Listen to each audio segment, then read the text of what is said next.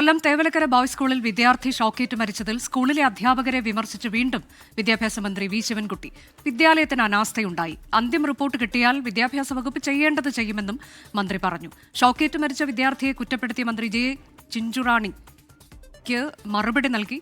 കുട്ടികളാകുമ്പോൾ കളിക്കും, കുട്ടികൾ കയറാൻ പാടില്ല എന്ന് പറയാനാകില്ല എന്നും മന്ത്രി വി ശിവൻകുട്ടി പറഞ്ഞു. അവൻ ചെരുപ്പെടുക്കുന്നതിന് വേണ്ടി പിന്നെ ഈ ഷെഡിൻ്റെ മുകളിൽ കയറിയത് അതൊന്നും ഒരു കുറ്റമായിട്ട് കാണാൻ വേണ്ടി കഴിയില്ല. അതൊക്കെ കുട്ടികളുടെ സാധാരണഗതിയിൽ കളിക്കുന്ന അവസരത്തിൽ പന്തെടുക്കാനും പിന്നെ അതുപോലെയുള്ള കാര്യങ്ങൾക്കൊക്കെ തന്നെ അത് ചെയ്യാറുണ്ട്. ഒരു വിദ്യാലയം എന്നുള്ള നിലയിൽ വന്നിട്ടുള്ള അനാസ്ഥയെ സംബന്ധിച്ചിടത്തോളമാണ് നമ്മൾ ഗൗരവമായിട്ട് കാണേണ്ടത്. കേരളത്തിലെ സമൂഹം ആകത്തായി ഇത് ഉണർന്ന് ചിന്തിക്കേണ്ടതായിട്ടുണ്ട്. എൻ്റെ ഭാഗത്തു നിന്നുള്ള കാര്യം ഞാൻ പറയുമ്പോൾ, വിദ്യാഭ്യാസ വകുപ്പിൽ നിന്നുള്ള കാര്യം പറയുമ്പോൾ, ഞാൻ ഇന്നലെ പറഞ്ഞ കാര്യം വീണ്ടും പറയുകയാണ്. ഈ HM-മാർക്കും പ്രിൻസിപ്പൽമാർക്കും സ്കൂളിലെ മറ്റ് അധ്യാപകർക്കും എന്ത് ജോലിയാണ്? അവർക്ക് അവരുടെ പ്രശ്നങ്ങളൊക്കെ തന്നെ പരിഹരിച്ചല്ലേ മുന്നോട്ട് പോകുന്നത് ഗവൺമെൻറ്.